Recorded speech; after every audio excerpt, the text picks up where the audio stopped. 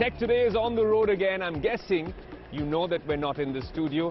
We are here at the Amazon Robotics Facility in Boston, Massachusetts. This is the home of robots, and of course that's going to be on the show. We'll walk you through this facility as well. But that's not all. We also have one of the coolest made in India EVs.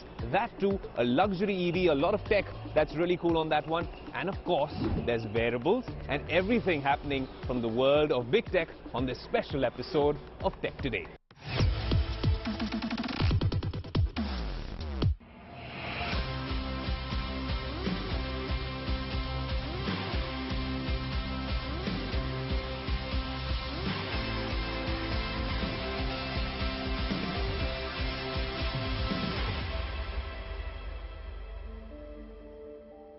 The Mercedes EQS 580 here on Tech Today.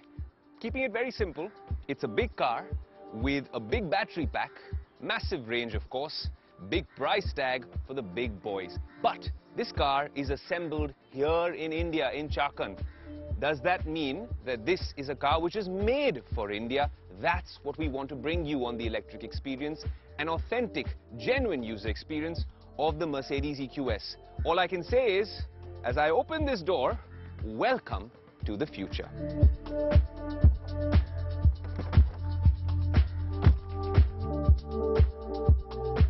The real USP of this car must be its battery pack, but there are things about it which tell you all about the future. And what the future of automobiles is all about, it's all electric, it's all tech, and it's all about futuristic design. For instance, if you look at these flash door handles, they're quite interesting, right? Swipe them to open them, and there you go, you've got these frameless doors as well. You see how sporty it is out here. But you can actually hear these tires on the road, especially here in Mumbai, on the tarmac. That's perhaps the only noise that you'll ever get, because the cabin is absolutely silent. And then, of course, we'll walk you to this side of the car as well, branding on either end with the EQS written here. When you open the boot of an EV, and now you've seen this very often, the whole thing goes up. And this is massive when we're talking about boot space. A spare tire here in the back, and then of course you have the charger. When we're talking about charging, by the way, it all happens here, the magic happens here. That massive battery pack is fed from here, and of course you have slow and fast charging options. Look, this is a very expensive EV. What we want to understand through the course of this review is, if the technology is there and it's really expensive, when mass adoption starts of EVs, and it's coming sooner rather than later, we keep saying that on Tech Today, then there's enough inspiration to draw from the EQS. A lot of the Indian manufacturers are working on bigger battery packs, better battery management systems. If this car claims that they can do 850 kilometers on a single charge, that's the ARAI range.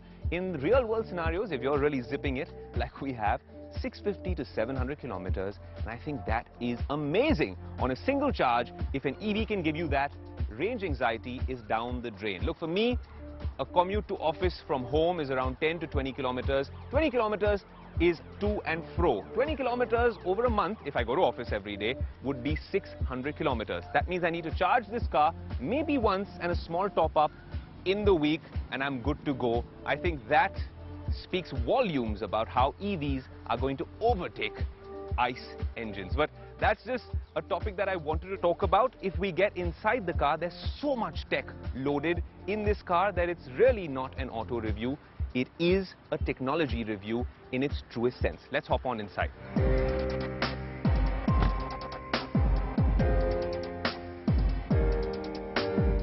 The minute you enter the cabin of the EQS, it feels like you've actually walked into the sets of Star Wars or Star Trek or some sci-fi movie, because this is like a spaceship.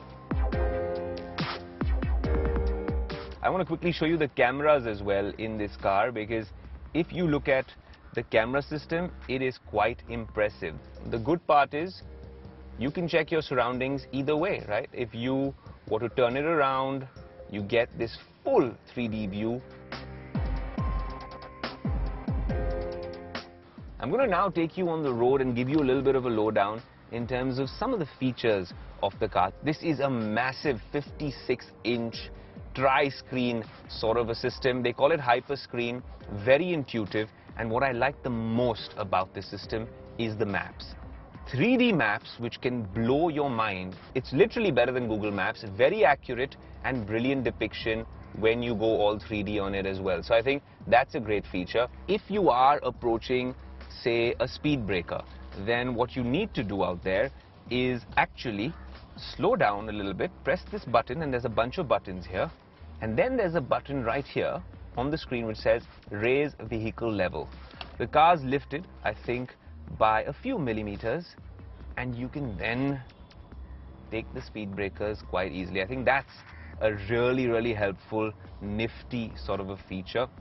Of course, when you are giving an indicator to move on the left or the right, there's always an indicator in the side rear view mirrors telling you if it's safe to turn. And it's not just that. This ambient lighting that you see in the car, which is adaptive, is actually quite purposeful as well. It's not just a gimmick, because it does change its colors to signal certain safety features in the car, which I think is great. For instance, if you open the door and there's someone or some obstacle in your path or some oncoming traffic, it will then turn red to signal to you that, hey, you know what, there's someone coming and you need to wait up. And I think these kinds of small tech features can go a long way in making the whole experience a lot safer. If you look at the Mercedes EQS right here, we know what the charge levels are like. You can also see this on this screen if you want. That screen doesn't do too much, barring the fact that you can play some content with wireless headphones for the passenger. I think this is a car, either you're driving it or you're seated at the back. That's the kind of car the EQS is. Now, if you go back over here, and it's not like the other buttons do not exist, right? There are still buttons over here with all sorts of functionality. If you want the EQS menu, like I showed you, you can go back to it over here. Then you have drive modes: Eco, Comfort, Sport, and boy, it really does come into its own in Sport mode, and then an individual mode as well. Let me put this in Sport mode.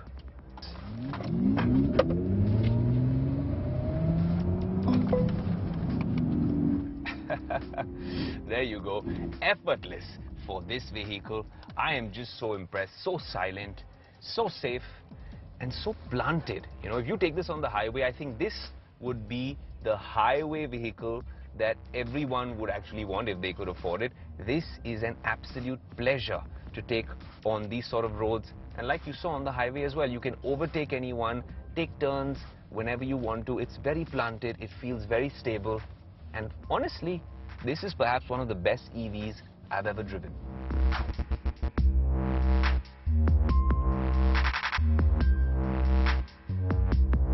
I always say technology is a double-edged sword. You're driving this in Indian traffic in a city like Mumbai, like I showed you just shortly before, and people are coming all over the place. If you've forgotten to turn off one function, then this car can also sort of let the tech overtake you, or should I say overtake you. Let me explain how. If you have a lot of pedestrians coming your way, you need to turn one feature off. Go on the settings in the car, and the minute you come right here on brake assist, you'll see collision avoidance, active brake assist. Turn this off. It's off right now. You can leave it on this right over here, and I'll tell you what that actually means.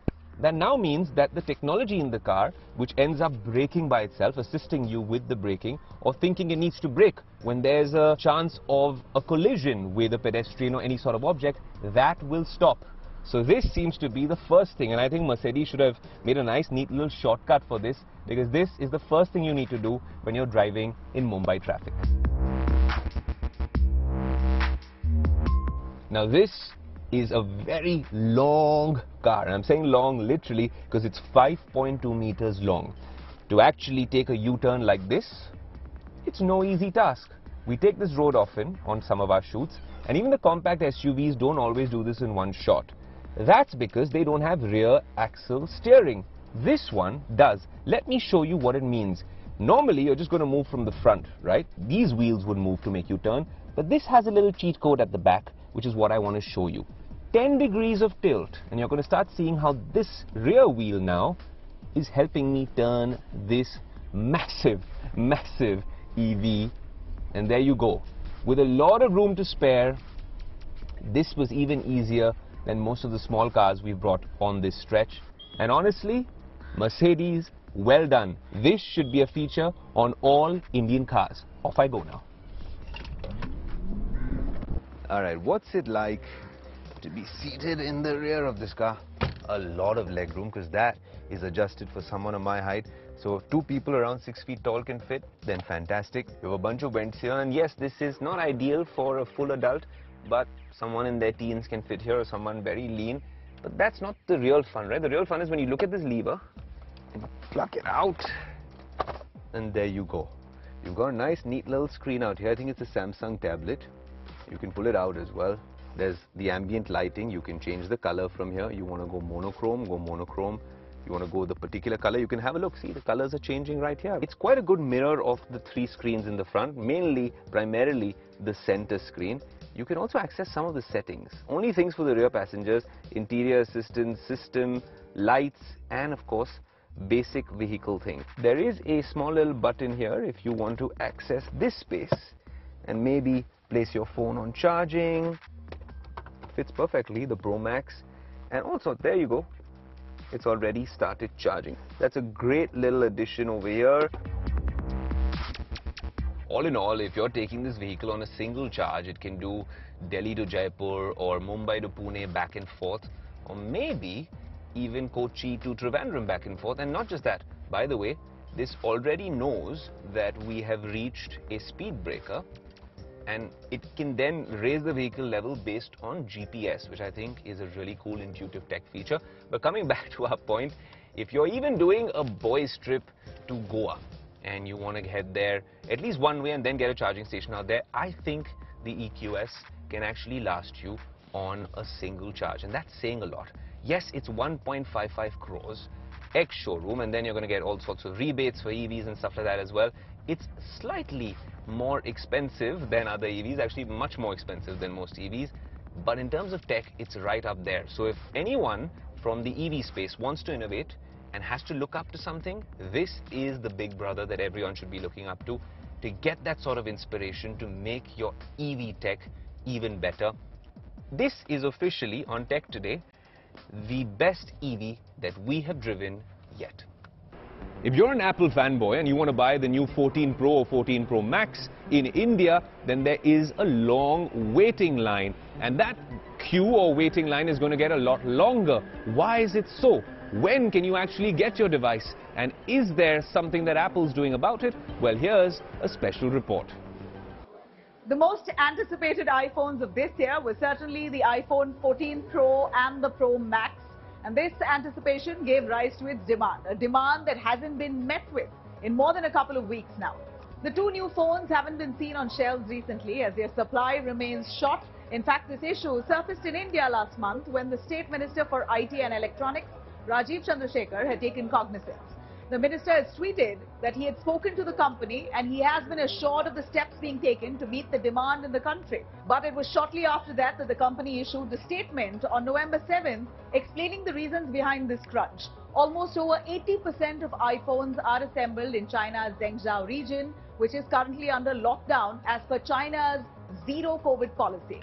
The company has in fact made it quite clear that there is nothing that can be done except for wait a little longer. It has assured that steps are being taken to meet the demand as well as ensuring workers' health at the same time. Meanwhile, Apple is also ensuring another facility where iPhones can be assembled, and one such facility there will soon be opening up in India. The company has entered into a contract with Taiwan's Pegatron to set up a plant in India. Well, this will also mark Apple's second facility in India as Foxconn, another one of Apple's contractors, started producing iPhone 14s in India back in September. Yes, I might be in a lot of places, but I promise you, till the metaverse really picks up, yes, Mr. Zuckerberg, I am here in Boston, Massachusetts. Actually, I'm here at the Amazon Robotics headquarters, and we have all sorts of coverage, like I said, on the Business Today and Tech Today social media handles. But before I get to the next bit of our show, I want to tell you a little bit about this robotic system. They call it Robin here. And when you're talking about how Amazon uses technology, I found this really fascinating, so I wanted to show it to you. On the other end of this fence, you'll see these packages that are coming in over here. They come up on this conveyor belt and they go straight to that robotic arm. Robin then identifies which ones of them are in which zip codes or pin codes for us in India. And once those particular locations are identified, the arm picks it up, places it on one of those those mobile robots, then completely automated, end up picking up this stuff and taking it to those drives over there, right? Those particular yellow things that you're seeing is how it sorts it all out. All of this happens efficiently without any human intervention. Now, if human intervention is needed and there's been a small error in this particular process, they actually have a special vest here in Amazon where the engineer can wear that vest, walk in, everything slows down, and he can rectify any sort of small issue. But this is largely a smooth and efficient process, and how you manage to get same-day deliveries and deliveries with lightning-fast speeds when you order stuff on Amazon. Now, that's me geeking it out over here. Like I said, a lot more coverage on our social media handles, our website, and on the show. A very special conversation as well is coming to you on Tech Today. But there was another conversation that I had at the India Today conclave in Mumbai, and that was with Ankur Warikoo, YouTuber, content creator, motivational speaker, startup entrepreneur. But he had a lot of learnings in that long and circuitous journey from startup entrepreneur to YouTuber, and now, well, making the big bucks as a content creator. Here's what he had to say. It's just interesting, Ankur, because at some point or the other, as a business journalist or even in your original avatar, our paths would have crossed. Because when I was a kid, I always dreamed of becoming an astronaut. But you also thought of being the first man on Mars. Now, is that something that we're just, giving as this PR spiel, or is that the true story? Because you did go to pursue your PhD in the US, but you dropped out. Then you come back and pursue an MBA. How did that whole chakra really happen? So it's true. I had a three-step plan for my life. Step one was to go to the US to get a PhD. Step two was to become a space scientist and join NASA. And step three was to become the first man on Mars. And if you speak to anybody from a school and ask them, hey, do you remember Ankur Warikoo? They're like, shayad. What do you remember of him? And they'll be like, usko NASA jana tha. Like, that was my identity. And mind you, this is much before Jeff Bezos and Elon Musk spoke about it. This is before Elon Musk has come into the picture. This is before Shah Rukh Khan has come back to India in the movie Swades as a NASA engineer. So none of this is polluted by Bollywood or pop culture. And when I went to the US for my PhD, which I was grateful to experience, I realized that what I was doing, which was physics, was something that I was good at, but it didn't make me happy. And it was for the first time, Ayush, it struck me that what you're good at or what makes you happy could be two entirely different things. It was a shocking revelation for me, and I couldn't deal with that. I needed time to process it. And the only thing that I kept reminding myself, which I hoped was true, and now I know it is, if I'm not happy doing something, I will never be the best at it. Khatam. That's it. So it was just a very, very courageous move on my part. I do not know where I got that courage from, but I decided to step down from the PhD program, come back to India. I was completely confused. And my friends were like, hey, you're confused? So why don't you do what most confused people do? Go get an MBA. And I don't know how many of you are MBAs in the room, but we would sheepishly raise our hands to admit the fact that most MBAs, when they go on to do one, are just clueless about what to do in life, and that's why they did. That was pretty much the journey for me as well. But that 1 year at ISB just fundamentally changed me and everything about me, so I'm glad I went through that. And while everyone's watched your content and your ads throughout the pandemic, I can imagine everyone here on YouTube has seen an Ankur Warikoo ad and then subscribed. So kudos to you for that, because your ads were quite tantalizing that way. But when you were going through this process, a little known fact that people don't really know about is that you were running a blog for what, 16, 17 years? And then you came in front of the camera. That must have been a transition for you. The transition happened much earlier, Ayush, but it was a big transition even when it happened to the scale that it did. So you're right, and I'm very impressed that you know this fact. I started blogging when I was a business school student at ISB. So it started in 2005. I still write a blog every single day. Yeah. It gives me immense joy to write. And I started creating video content around 2015. That's right. My YouTube channel started in 2017. So I had been creating content, but it was very niche, English, entrepreneurship focused. So there was a strata of society that would appeal, be driven towards it, but not necessarily a mass audience that is today. And when I started to go deep into the content, I changed to English. I changed to much broader subjects such as personal finance and career and so on. And that changed the scale of how it has been.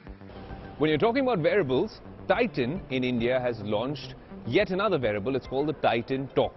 Now, this is a smartwatch, as they say. But how smart is this smartwatch? Well, we're going to find out on Tech Today. Titan, one of India's most trusted watch brands, is trying to capture a slice of the wearables market. It has recently launched the Titan Smart Talk, a smart watch which comes with Bluetooth calling, a feature that was previously not available with other Titan smartwatches. So is it a hit or a miss? Let's find out.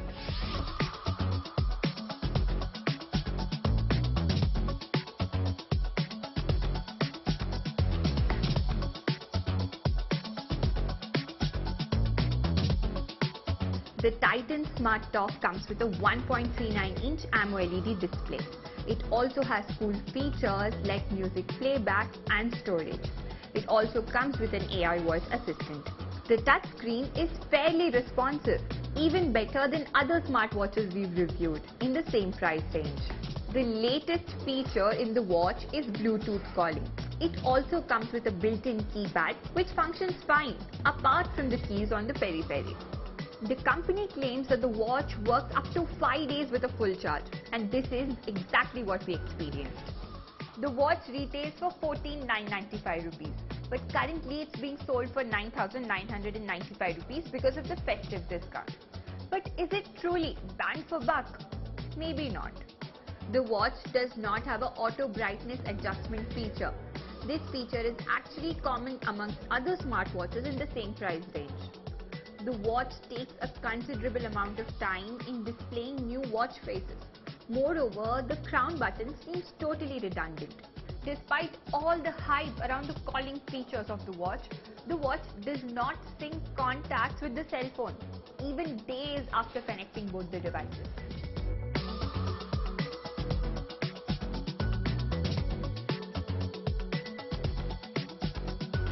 Although the watch has many exciting features like Bluetooth calling, a very good and responsive touchscreen display, music player, AI voice assistant, but it seems like all these features still don't justify the very hefty price tag. What are your views? Do let us know in the comment section. Well, it's been an action-packed episode of Tech Today, and I'm so glad you're tuned in. If you've enjoyed geeking out with us here at the Amazon Robotics facility, well then let us know on our social media handles. I can promise you this, whilst we're here in the US, we're going to be geeking out on a lot of cool tech. What you have to do is stay tuned, of course, to the TV show, our social media handles, our website, that's where all the action will be, and wherever you hear the name Tech Today. This is your host Ayush Alavadi saying thank you so much for geeking out with us. Until next week, adios.